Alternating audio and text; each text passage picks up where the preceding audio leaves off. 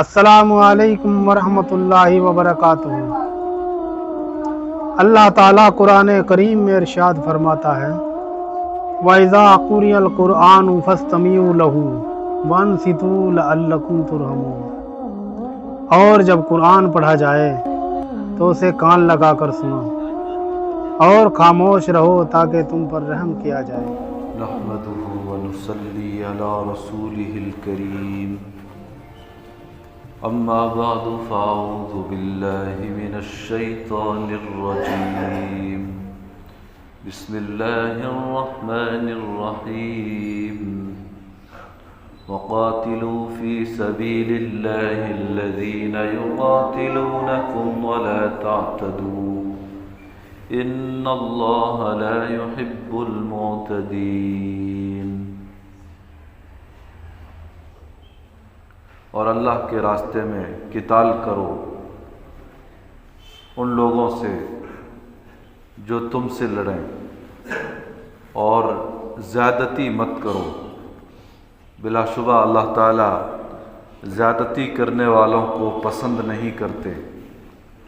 وَاقْتُلُوهُمْ حَيْثُ ثَقِفْتُمُوهُمْ وَأَخْرِجُوهُمْ مِنْ حَيْثُ أَخْرَجُوكُمْ وَالْفِتْنَةُ أَشَدُّ مِنَ الْقَتْلِ، اور تم انہیں قتل کرو جہاں بھی ان کو پاؤ، اور تم انہیں نکالو اس جگہ سے جہاں سے انہوں نے تم کو نکالا ہے، اور فتنہ قتل سے زیادہ سنگین ہے۔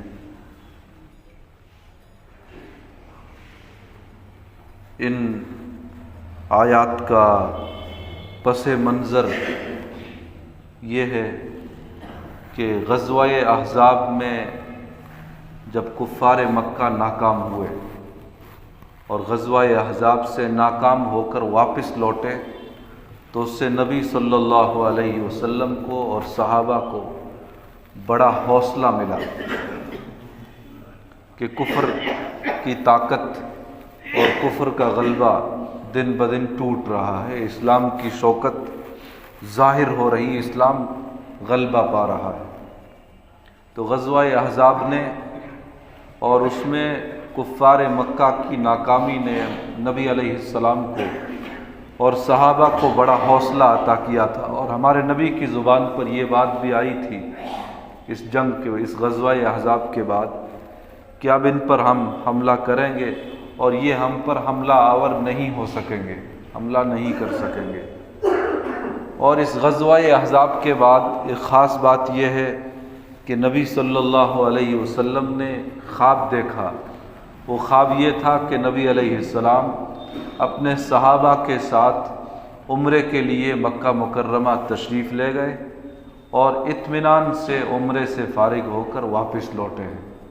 حالانکہ یہ خواب جب دیکھا ہے تو اس دور میں نبی علیہ السلام اور صحابہ مکہ سے باہر تھے، مدینہ میں تھے۔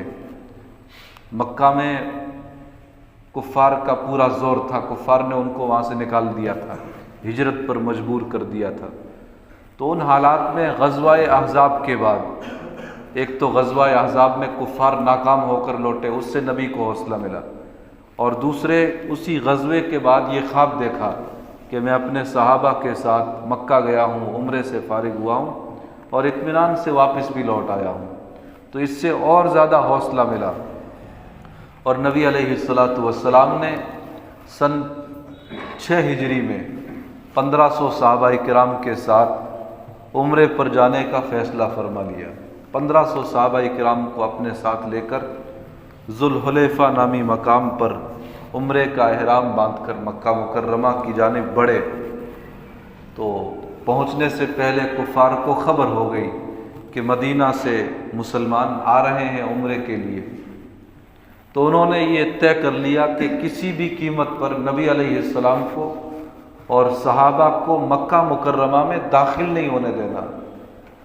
پہلے ہی باہر آ گئے اور حدیبیہ نامی جگہ پر ان کی آپس میں ملاقات ہو گئی۔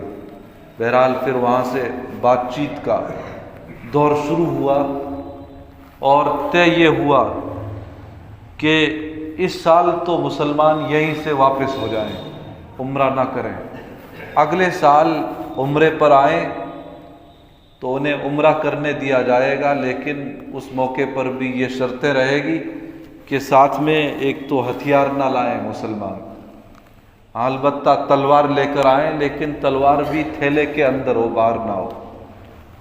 اور دوسرے یہ کہ 3 دن عمرے کے لیے آئیں، 3 دن کے بعد مکہ مکرمہ سے واپس لوٹ جائیں۔ بہرحال یہ شرطیں اور جو اور شرطیں تھیں مانی گئی۔ نبی علیہ السلام اور صحابہ کرام نے وہیں احرام کھولا، سر منڈوایا، اور جو قربانیاں ساتھ میں تھی انہیں ذبح کیا گیا اور یہ واپس لوٹ گئے۔ جب واپسی کا سفر کر رہے تھے نبی علیہ السلام اور صحابہ، تو اس سفر میں سورۃ الفتح کی ایک آیت نازل ہوئی، جس میں نبی علیہ السلام سے کہا گیا کہ وہ غزوہ احزاب کے بعد جو آپ نے خواب دیکھا تھا کہ میں عمرے پر گیا ہوں اور اطمینان سے لوٹ آیا ہوں، تو وہ خواب سچا ہے۔ آگے چل کر آئندہ سال آپ سہولت کے ساتھ عمرے پر جائیں گے، لیکن ساتھ میں انشاءاللہ کی تعلیق بھی قائم کر دی۔ اگر اللہ نے چاہا، آدمی جب بھی کوئی کام کرے تو انشاءاللہ ضرور کہے کہ میں انشاءاللہ کروں گا، کیونکہ آدمی کے اپنے اختیار میں کچھ نہیں ہے جب تک اللہ کی رضا اور اللہ کی منشا شامل حال نہ ہو۔ تو اللہ نے سورۃ الفتح کی آیت میں یہ مژدہ تو سنایا کہ یہ تمہارا خواب سچا ہے اور آئندہ سال تم عمرے پر جاؤ گے، لیکن ساتھ میں انشاءاللہ بھی لگا دیا تاکہ صحابہ بالکل بے فکر نہ ہوں۔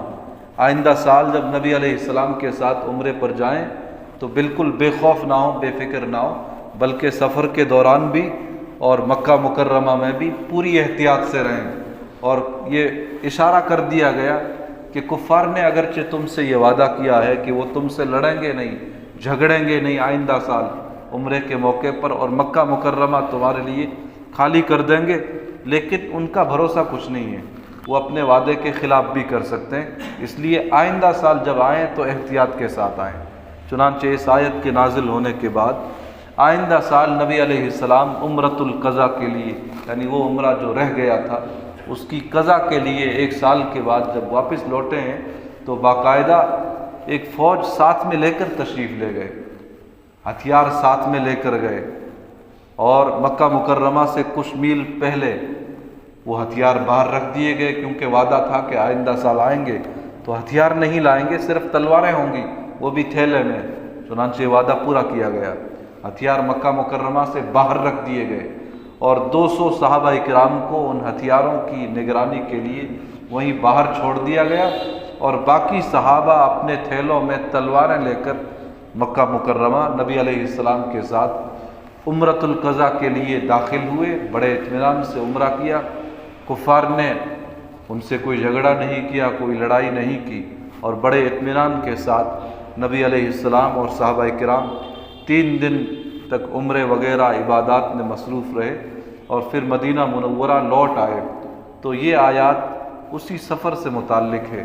اللہ فرماتے ہیں کہ تم اللہ کے راستے میں ان سے لڑو، ان سے جھگڑو جو تم سے لڑے، یعنی اپنی طرف سے اقدام نہ ہو، اپنی طرف سے پیش قدمی نہ ہو، اپنی طرف سے کسی پر ظلم نہ ہو۔ لیکن اگر کوئی ظلم کر رہا ہے، کوئی لڑ رہا ہے، کوئی جھگڑ رہا ہے، تو پھر ایسے آدمی کو جواب دو۔ دفاعی جہاد کی 2 قسمیں ہیں، ایک اقدامی، ایک دفاعی۔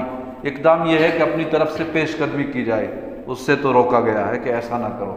البتہ تم پر کوئی چڑھائی کرے، تم پر کوئی ظلم کرے تو اس کا دفاع ضرور کرو، اس کا جواب ضرور دو، اور حد سے تجاوز نہ کرو، یا اپنی طرف سے اقدام نہ ہو، کسی پر ظلم نہ ہو۔ اللہ تعالیٰ حد سے تجاوز کرنے والوں کو، زیادتی کرنے والوں کو پسند نہیں کرتے۔ اور تم ان سے لڑو جہاں بھی تم ان کو پاؤ۔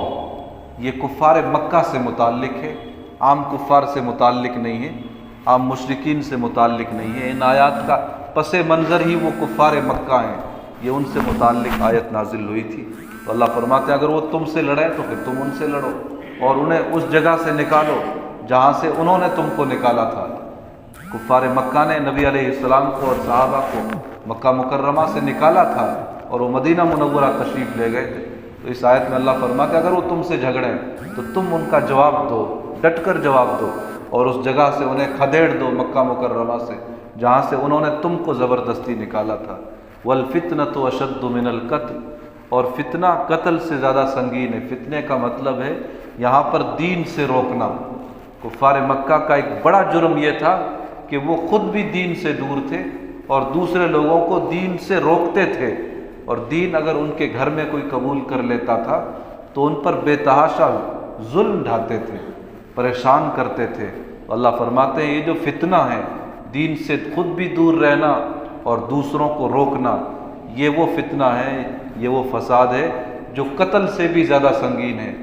قتل بھی ایک مہلک چیز ہے، تباہ کن چیز ہے، لیکن یہ فتنہ دین سے دوسرے لوگوں کو روکنا، یہ اس سے بھی زیادہ تباہ کن چیز ہے۔ اللہ تعالی ہم سب کو اپنے راستے میں ہر طرح کی جانی اور مالی قربانیاں پیش کرنے کی توفیق عطا فرمائے، اور حد سے تجاوز کرنے سے، کسی پر ظلم ڈھانے سے ہم سب کی حفاظت فرمائے۔ الحمدللہ رب العالمین۔